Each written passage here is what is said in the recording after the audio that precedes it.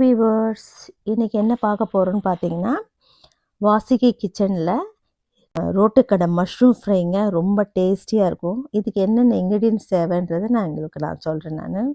இப்போ பார்த்தீங்கன்னா, இது நான் இப்போ வந்து வச்சுருக்கேன் பாருங்கள், அளவாக வச்சுருக்கேன் எவ்வளோ அப்படின்றத. ஃபஸ்ட்டு என்ன நம்மளுக்கு தேவைப்படும்னா, இஞ்சி ஒரு துண்டு எடுத்துக்கோங்க நல்லா. இது நீங்கள் நல்லா பொடியாக நறுக்கிக்கணும். 8 பல் பூண்டு வச்சுருக்கேன், இதையும் பொடியாக நறுக்கிக்கணும். நல்லா ரொம்ப சின்னதாங்க நறுக்கணும், அப்போ தான் ரொம்ப டேஸ்டியாக இருக்கும். அதுக்கப்புறம் பார்த்திங்கன்னா, காளான் ஒரு பேக்கெட்டு, அப்புறம் கோஸ் வந்து ஒரு 150 கிராம் எடுத்துக்கலாம் நம்ம. அதுக்கப்புறம் பார்த்திங்கன்னா, கார்ன்ஃப்ளவர் மாவு 2 டீஸ்பூன், மைதா 2 teaspoon, chilli powder 1 teaspoon, masala ஒரு 1/2 டீஸ்பூனு,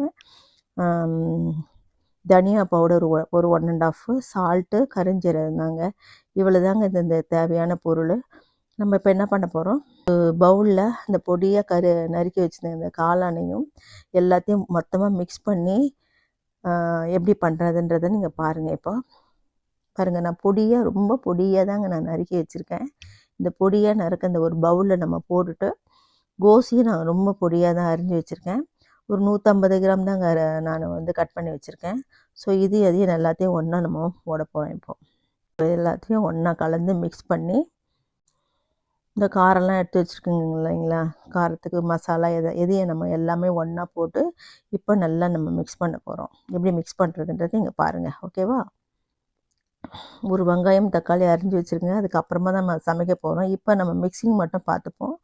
இந்த மஷ்ரூமை பொடியாக நறுக்கி இதில் நம்ம பவுலில் போட்டுட்டு, அதை நம்ம கோஸ் கொஞ்சம் பொடியாக நறுக்கி போட்டிருக்கேன்.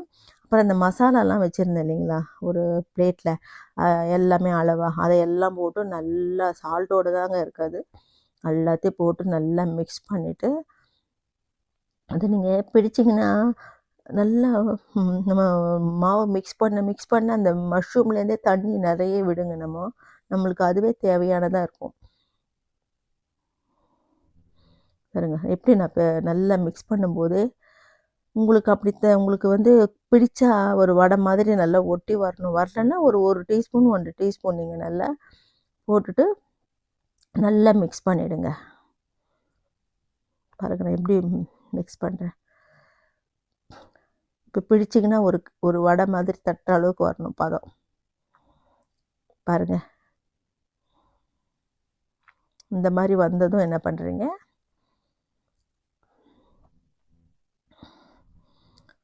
ஒரு பேனில் நிறைய ஆயில் விட்டு இதை நம்ம இப்போ ஃப்ரை பண்ண போகிறோம். இப்போ எப்படி ஃப்ரை பண்ணுறதுன்றதை நம்ம இங்கே பார்க்க போகிறீங்க.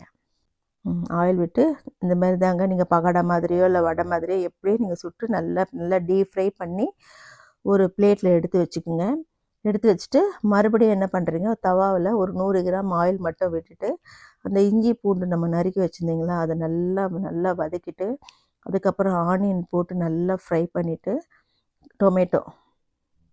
டொமேட்டோவும் நல்லா ஃப்ரை பண்ணதும் கொஞ்சம் காரங்க ஒரு 1/2 டீஸ்பூன் காரமும் நம்மளுக்கு போடணும்.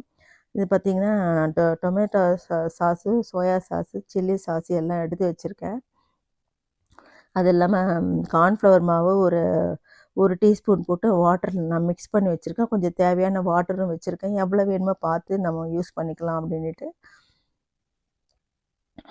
இப்போ என்ன பண்ண போகிறோம், தக்காளி நல்லா வதங்கினதும் இந்த வச்சுருந்தேன் இல்லைங்களா சில்லி பவுடர், கொஞ்சம் காரத்துக்கு ஒரு 1/2 டீஸ்பூன் போடுறேன். எனக்கு கொஞ்சம் காரம் அதிகமாக வேணும், தூக்கலாக. உங்களுக்கு வேணும்னா நீங்கள் 1 டீஸ்பூனும் கூட நல்லா வதக்கிட்டிங்கன்னா அந்த பச்சை வாசனை போயிடுங்க நம்ம சில்லி பவுடர் போடும்போது. இப்போ என்ன பண்ணுறீங்க, இந்த சாஸ் எல்லாமும் இது நல்லா வதங்கினா இந்த சாஸு, கார்ன்ஃப்ளவர் மாவு நம்ம கரைச்சி வச்சுருந்தீங்களா அது, வாட்டர் எல்லாம் போட்டு நல்லா மிக்ஸ் பண்ணி விடுங்க. இப்போ நான் தக்காளி பழம் மட்டும் நான் என்ன பண்ணினேன், மிக்சியில் அடித்து வச்சுருந்தேன், எனக்கு கொஞ்சம் டேஸ்ட்டு கொடுக்கும் அப்படின்றதுனால. தக்காளி மட்டும் ஒன்று மட்டும் அடித்து தனியாக விழுதாக அரைச்சி நான் போட்டிருக்கேன். இப்போ எல்லாம் ஒன்றா மிக்ஸ் பண்ணுங்கள், நல்லா மிக்ஸ் பண்ணுங்கள். கரைச்சி வச்சுருக்கலாம், இப்போ அதை விடுங்க. விட்டு நல்லா கலரி விட்டுகிட்டே இருந்தீங்கன்னா தண்ணி கொஞ்சம் விடணுங்க, ஒரு 1/2 கப்பு தண்ணி விடணும். கொஞ்சம் இலகலாக இருந்தால் தான் அந்த ஃப்ரை பண்ணுவோங்க இல்லையா அது நல்லா இழுத்துக்கும் நம்ம மிக்ஸ் பண்ணும்போது. இப்போ பாருங்கள் கொஞ்சம் கெட்டியாக வருதா, இந்த பதத்தில் தாங்க அந்த ஃப்ரை எடுத்து போடணும். சூப்பர் டேஸ்ட்டுங்க. இந்த வீடியோ பிடிச்சிருந்துங்க லைக் பண்ணுங்கள், ஷேர் பண்ணுங்கள், கமெண்ட் பாக்ஸில் கமெண்ட்ஸ் கொடுங்க. ஐகான் பெல்லு கண்டிப்பாக ப்ரெஸ் பண்ணுங்கள். அப்போ தான் உங்கள் நோட்டிஃபிகேஷன் டெய்லி வீடியோ வந்துட்டுருக்கும். பாய்.